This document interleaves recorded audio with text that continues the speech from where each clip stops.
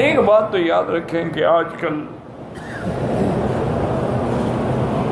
اس دور میں خاص طور پہ ہمارے نوجوان جو ہیں، جو نئے تعلیم یافتہ ہیں، بیچارے کالجوں سے پڑھے، یونیورسٹیوں سے پڑھے، دین سے زیادہ واقفیت نہیں ہے، ان کو یہی شبہ ہوتا ہے کہ جی اب اللہ فرماتے ہیں کہ ہم نے مسلمانوں کی مدد کی، ہم مسلمانوں کے ساتھ ہیں، ہم مومنوں کے ساتھ ہیں، تو اب جو مومن ہر جگہ مر رہا ہے تو اللہ کی مدد کہاں ہے؟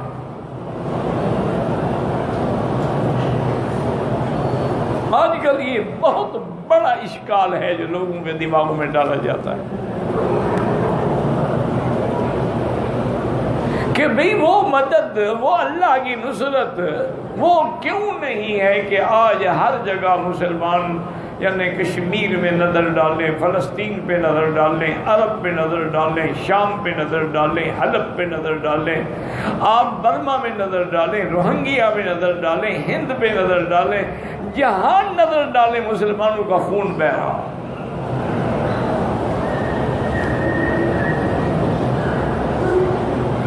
تو ایک بات تو یہ سمجھیں کہ قرآن میں جہاں جہاں نصرت کا وعدہ ہے وہ اسی جماعت کے ساتھ تھا جو اس وقت میدان بدر میں تھی، یہ نہیں کہ وہ وعدہ سب کے لیے ہے۔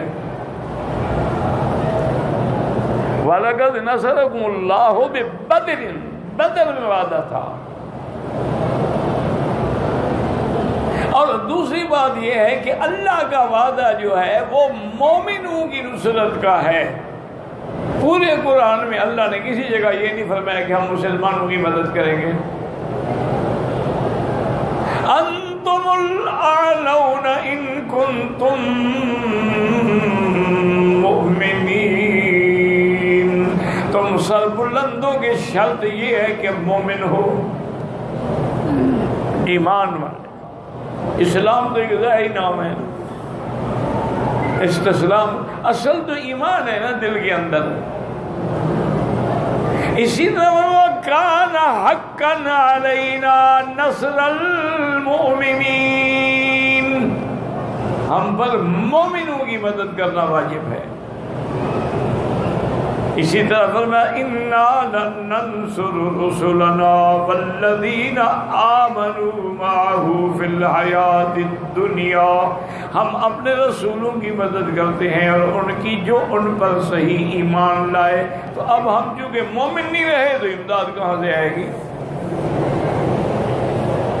اگر آج بھی ہم مومن بن جائیں تو جیسے اقبال نے کہا تھا نا کہ فضائے بدر پیدا کر،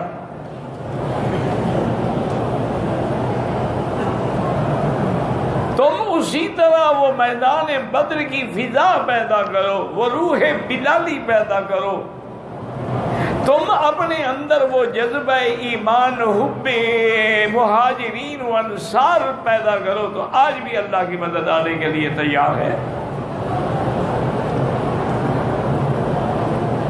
اور دیکھ لیں کہ بدر میں تو میرا مدنی پاک بھی موجود ہے نا، لیکن حضور کی وفات کے بعد حضرت صدیق کا دور آیا، حضرت عمر، حضرت عثمان، یعنی اسلام پھیلتا گیا،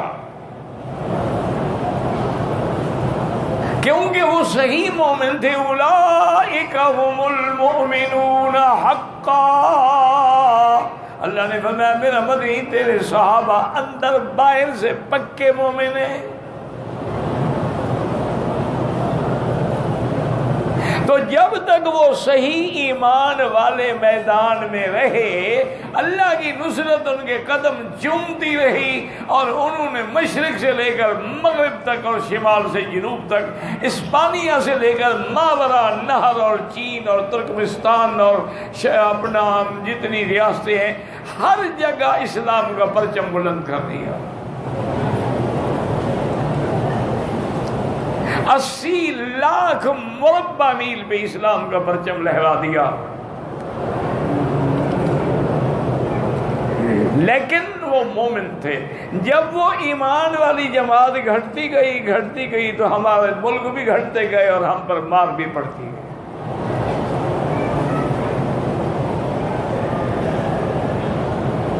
اور پھر درمیان میں جب بھی کوئی ایمان والا آیا محمد بن قاسم آیا، وہ تو بہت بعد کا آدمی ہے نا، صحابی تو نہیں ہے نا، وہ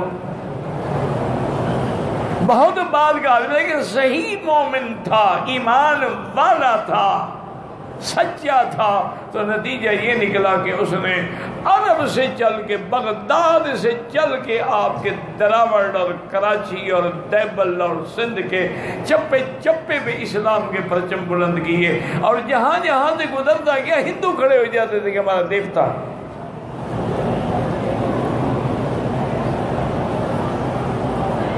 جب محمود غزنوی بت شکن بنا، بت فروش نہیں بنا، تو اللہ کی مدد آ گئی ساتھ۔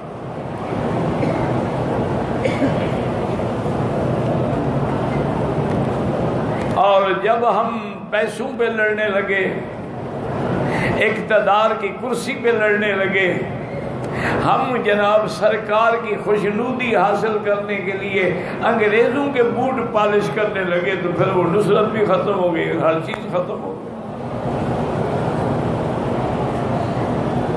ہمارے بڑے بڑے مولوی بھی بک گئے اور بڑے بڑے پیر بھی بک گئے۔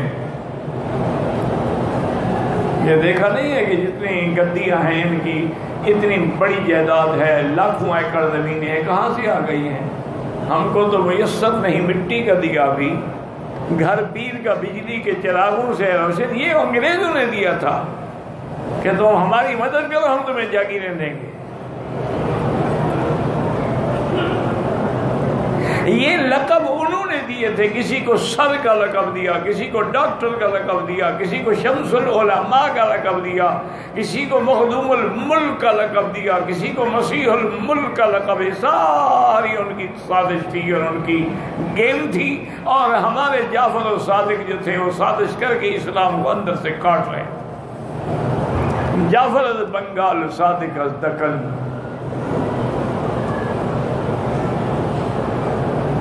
تو یہاں بھی اللہ نے فرمایا کہ ان اللہ مع المؤمنین، ہم مومنوں کے ساتھ ہیں۔ میرے مومن تو بنو نا، اگر تم مومن نہ بنو تو پھر اللہ کی نصرت کیسے آئے گی؟ اور پھر اللہ نے آگے یہ بھی بتا دیا کہ مومن بننے کے لیے کیا کرنا پڑے گا، کہ بھی مومن جو بنے کیسے۔ فرمایا یا ایھا الذین آمنوا اطیعوا اللہ ورسولہ، اللہ کے رسول کی فرمان برداری کرو، اطاعت کرو، جو حکم دے گردن جھکا دو اور جس سے منع کرے رک جاؤ۔ ولا تولوا عنہ وانتم تسمعون، اور جب تم سن رہے ہو، جان رہے ہو، تو پھر اس کی اطاعت سے روگردانی نہ کرو، اعراض نہ کرو۔ ولا تكونوا كالذين قالوا سمعنا وهم لا يسمعون، تم منافق نہ بنو، منافقوں کی طرح نہ بنو جو کہتے تھے ہم نے سن لیا لیکن لا یسمعون، گویا نہیں سنا۔ کیا مانا؟ جب مانا نہیں، عمل نہیں کیا تو گویا کہ نہیں سنا۔ اس لیے ہمیشہ یاد رکھیں اللہ کی معیت، اللہ کی نصرت آج بھی موجود ہے، لیکن شرط یہ ہے کہ ہم مومن بن جائیں۔ لیکن اگر ہم کعبے کا طواف بھی کرتے رہیں، یا رب البیت العتیق اور ربنا آتنا، اور ادھر یا غوث اعظم، یا پیران پیر، یا داتا بھی کہتے رہیں، تو اس سے بڑا منافق دنیا میں کوئی پیدا نہیں ہوا۔ ہمیشہ ایک بات یاد رکھیں، منافق بھی تو یہی کہتے تھے نا، جب مومنوں کے پاس آتے تو پکے مومن کافروں کو کہتے ہیں نہ بھاگو، ہم تمہارے ساتھ ہیں۔ اس لیے اللہ کو وہ ایمان پسند ہے جو خالص ہو، اندر باہر سے پکا مومن ہو۔ اللہم اجعلنا من عبادک المخلصین۔